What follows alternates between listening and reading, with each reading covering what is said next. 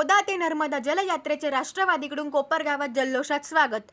आमदार आशुतोष काळे यांनी केले गोदा ते नर्मदा जलयात्रेचे पूजन। महायुती शासनाच्या माध्यमातून राज्याला दुष्काळमुक्त करण्यासाठी अनेक उपाययोजना करण्यात आल्या आहे। महाराष्ट्र दुष्काळमुक्त करायचा या उद्देशातून पुण्यश्लोक अहिल्यादेवींनी 300 वर्षापूर्वी जी जलक्रांती केली, आज तीच जलक्रांती करण्याची गरज असून मुख्यमंत्री देवेंद्रजी फडणवीस यांच्या नेतृत्वाखाली राज्यातील दुष्काळी भागाला जलमय करण्यासाठी ही गोदा ते नर्मदा जलयात्रा महत्त्वपूर्ण पाऊल ठरणार असल्याचे प्रतिपादन राज्याचे जलसंपदा मंत्री तथा अहिल्यानगर जिल्ह्याचे पालकमंत्री नामदार राधाकृष्ण विखे पाटील यांनी कोपरगाव येथे केले। पुण्यश्लोक अहिल्यादेवी होळकर यांच्या त्रिशताब्दी जयंती निमित्ताने राज्याचे मुख्यमंत्री देवेंद्रजी फडणवीस, उपमुख्यमंत्री श्रीमती सुनेत्राताई पवार व उपमुख्यमंत्री एकनाथजी शिंदे यांच्या नेतृत्वाखाली व राज्याचे जलसंपदा मंत्री राधाकृष्ण विखे पाटील यांच्या संकल्पनेतून आयोजित करण्यात आलेल्या गोदा ते नर्मदा जलयात्रेचे सोमवार दिनांक 27 एप्रिल रोजी कोपरगाव नगरीत आगमन झाले। यावेळी श्री साईबाबा तपोभूमी मंदिर येथे आमदार आशुतोष काळे यांच्या मार्गदर्शनाखाली कोपरगाव मतदारसंघातील जनतेच्या वतीने भव्य स्वागत करण्यात आले। यावेळी पवित्र जलकलशावर फुलांची उधळण करून कलशाचे विधिवत पूजन केले। शिर्डीकडून येणाऱ्या गोदा ते नर्मदा जलयात्रेचे कोपरगाव शहरामध्ये ढोल ताशांच्या गजरात, फटाक्यांच्या आतिषबाजीत आमदार आशुतोष काळे यांच्या हस्ते स्वागत करण्यात आले। यावेळी रस्त्यांवर ठिकठिकाणी गोदा ते नर्मदा जलयात्रेच्या स्वागतासाठी रांगोळ्या काढण्यात आल्या होत्या। यावेळी या गोदा ते नर्मदा जलयात्रेसोबत जलसंपदा मंत्री तथा अहिल्यानगर जिल्ह्याचे पालकमंत्री राधाकृष्ण विखे पाटील, खासदार रामराव वडकुते, आमदार गोपीचंद पडळकर, आमदार सदाभाऊ खोत आदी मान्यवर होते। यावेळी बोलताना आमदार आशुतोष काळे म्हणाले की अत्यंत कुशल, दूरदर्शी आणि प्रजाहितदक्ष शासक अशी ओळख असणाऱ्या पुण्यश्लोक राजमाता अहिल्यादेवी होळकर यांनी आपल्या काळात जलव्यवस्थापनाला विशेष प्राधान्य दिले होते। त्यांच्या जलसंधारण कार्याचा वारसा पुढे घेऊन जाण्यासाठी व महाराष्ट्राला कायमस्वरूपी दुष्काळमुक्त करण्यासाठी गोदा ते नर्मदा जलयात्रेच्या माध्यमातून जलसंधारणाचे महत्त्व पटवून देणे आणि लोकसहभागातून शाश्वत जलव्यवस्थापनाची चळवळ उभी करण्यासाठी टाकलेले ठोस पाऊल असून गोदा ते नर्मदा जलयात्रा दुष्काळमुक्त महाराष्ट्र घडवण्याचा संकल्प असल्याचे त्यांनी सांगितले। पाणी हे उद्याचे भविष्य असून राज्याला दुष्काळमुक्त करण्यासाठी पुण्यश्लोक अहिल्यादेवी होळकर यांनी 300 वर्षापूर्वी ज्याप्रमाणे जलसंधारण आणि जलव्यवस्थापनाच्या बाबतीत पाण्याचा थेंब अन थेंब जपून वापरण्याचा संदेश दिला, जो आजही अनुकरणीय आहे, तोच वारसा मुख्यमंत्री देवेंद्रजी फडणवीस यांच्या नेतृत्वात आणि जलसंपदा मंत्री राधाकृष्ण विखे पाटील यांच्या संकल्पनेतून गोदा ते नर्मदा जलयात्रेच्या माध्यमातून पुढे घेऊन जात असल्याचे आमदार आशुतोष काळे यांनी सांगितले। आमदार गोपीचंद पडळकर म्हणाले की महाराष्ट्रातून पहिल्यांदा पुण्यश्लोक अहिल्यादेवी होळकर यांची जन्मभूमी चौंडी ते कर्मभूमी महेश्वर जलयात्रेचे आयोजन राज्याच्या जलसंपदा विभागाच्या माध्यमातून करण्यात आले आहे। ही फक्त जलयात्रा नाही तर महाराष्ट्राच्या दुष्काळ मुक्तीचा संकल्प आहे। ज्या भागात दुष्काळ आहे त्या भागाला शाश्वत पाणी देण्यासाठी महायुती शासन आटोकाट प्रयत्न करीत असून लवकरच महाराष्ट्र दुष्काळमुक्त होईल असा विश्वास त्यांनी यावेळी व्यक्त केला।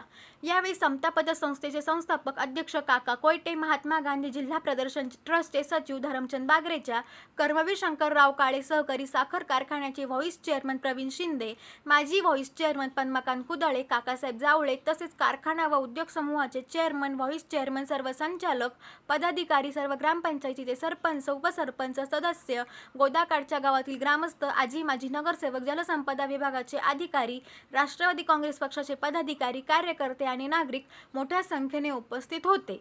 SG मराठी न्यूज चॅनलसाठी संतोष जाधव, कोपरगाव। पुण्यश्लोक अहिल्यादेवी होळकर यांच्या 300व्या जयंतीच्या निमित्ताने आपल्या राज्याचे मुख्यमंत्री आदरणीय फडणवीस साहेब, उपमुख्यमंत्री सुनेत्रा वहिनी, एकनाथजी शिंदे साहेब आणि आपल्या राज्याचे जलसंपदा मंत्री आणि जिल्ह्याचे पालकमंत्री आमदार विखे साहेब यांच्या संकल्पनेतून चालू झालेली ही यात्रा, या यात्रेच्या निमित्ताने या ठिकाणी आपल्या कोपरगाव मतदारसंघामध्ये कोपरगाव शहराच्या लगत असलेली साईबाबा तपोभूमी या ठिकाणी या यात्रेचं आगमन झालेलं आहे। या यात्रेमध्ये सहभागी झालेले माजी मंत्री आणि विद्यमान आमदार खोत साहेब, नवनिर्वाचित खासदार वडकुते साहेब, तसेच आपले आमदार पडळकर साहेब, जलसंपदा खात्याचे सर्व अधिकारी, सर्व कर्मचारी राष्ट्रवादी काँग्रेस पार्टीचे सर्व पदाधिकारी, सर्व कार्यकर्ते या ठिकाणी उपस्थित आहेत. साहेब, आपल्या सर्वांचं आणि या यात्रेचं मी साईबाबा तपोभूमी कोपरगाव शहर आणि मतदारसंघामध्ये मनापासून आपलं स्वागत करतो. या यात्रेमध्ये आपण दक्षिण गंगा गोदावरीचं तीर्थ देखील आपण त्याच्यामध्ये पूजा करून सामील केलेलं आहे.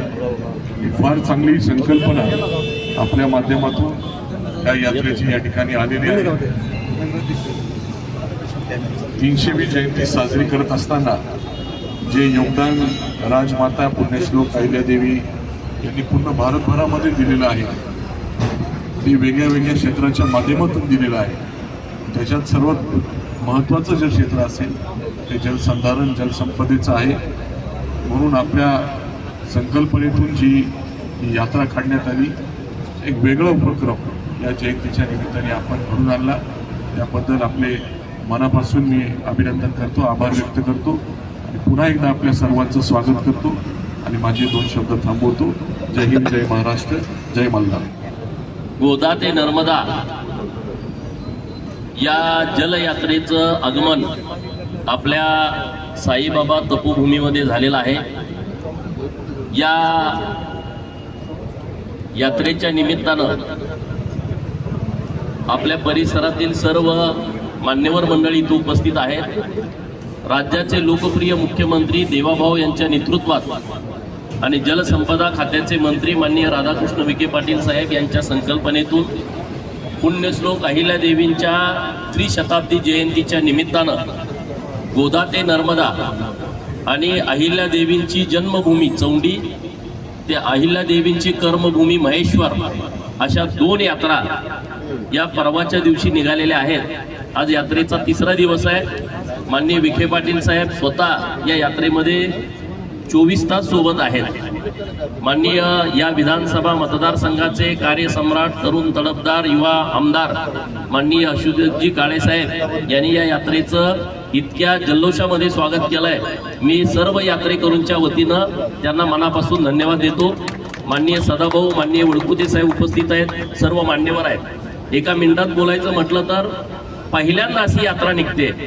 अहिल्यादेवींची जन्मभूमी महाराष्ट्र आहे, त्यामध्ये अहिल्यानगर आहे आणि अहिल्यानगरमधून चौंडीमधून पहिल्यांदा राज्य सरकारच्या माध्यमातून महेश्वरला जाणारी ही पहिली यात्रा आहे.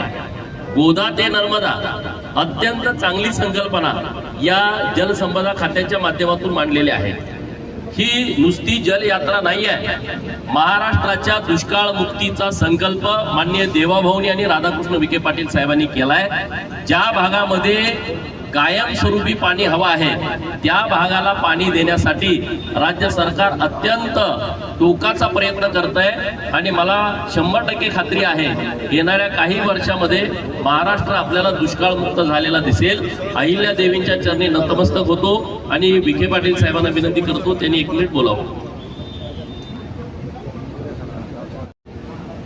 या जलयात्रेचं स्वागत आपल्या तालुक्याचे लोकप्रिय आमदार माननीय अशोकजी काळे यांनी केले आणि आमच्या सर्वांच्या वतीने आणि ज्येष्ठ आमचे सहकारी माजी मंत्री सदाभाऊ खोत,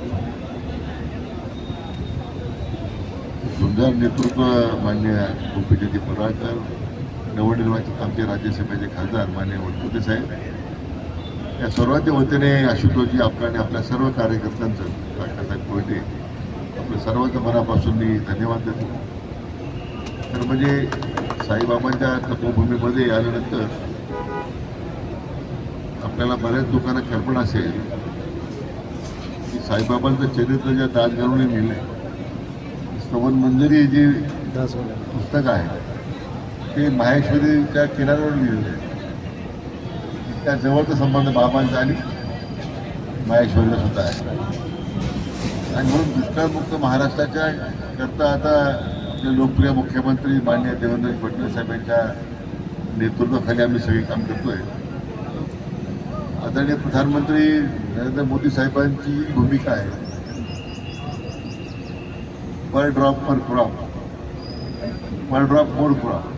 मला वाटतं त्यातूनच प्रेरणा घेऊन आम्ही सगळे आता आम्ही या जनरेटरला निघालो.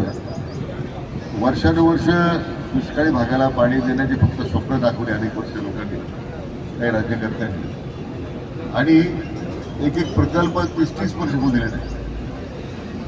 मला या निमित्तानं आपले मुख्यमंत्री देवेंद्र फडणवीस साहेबांचं खरं अभिनंदन करायचं आहे की या सगळ्या दुष्काळी भागाच्या ज्या योजना होत्या त्या योजना एक कालबद्ध कार्यक्रमातून निवडणं एकदम पैसे मिळाल्यामुळे आपले कालवे झाले.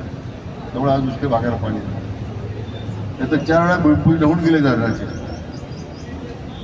35 वर्ष धरणाला लागले. शेवटी देवाभाऊनं यावं लागलं धरण पूर्ण करायला. म्हणून मला आपल्या तावरून या ठिकाणी उल्लेख केला पाहिजे. तीच परिस्थिती सांगली, म्हैसाळ, टेंबू, टाकळी भागातल्या, खटाव, मान, आटपाडी या दुष्काळी भागातली अनेक राज्यातल्या अशा अनेक भाग आहेत. मराठवाड्यातला सुद्धा संपूर्ण भाग जलमय त्या ठिकाणी पूर्णतः पाण्याने भरावा आणि या अशा प्रकारचा मोठा महत्त्वाकांक्षी उपक्रम त्यांनी घेतलेला आहे. म्हणून या जलयात्रेच्या निमित्तानं पुण्यश्लोक अहिल्यादेवीने जो विचार मांडला 300 वर्षापूर्वी, जलस्रोत निर्माण केले, नद्याचे घाट निर्माण केले, घाट, जुन्या विहिरी, बावळं सगळ्या त्यांनी निर्माण केल्या. पाण्याचं विशेष महत्त्व त्यांनी जनतेसमोर मांडलं. आज तीच पुन्हा एकदा क्रांती माननीय देवतेच्या नेतृत्वाखाली आम्ही करायला निघालो आहे. तीच खरं म्हणजे पुण्यश्लोक अहिल्यादेवीनं भावपूर्ण आदरांजली ठेवणार आहे. त्यांना माहेश्वरला जाऊन त्यांच्या या केलेल्या कामाला नतमस्तक होण्याची संधी आम्हाला मिळते, की आम्हाला त्यांनी भाग्य समजतो. पुढे एकदा आशुतोषजी आपण आपल्या सर्व पदाधिकाऱ्यांचं आलेल्या सर्व नागरिकांना आमचं स्वागत केल्याबद्दल मनापासून आपला धन्यवाद देतो आणि थांबतो. जय हिंद.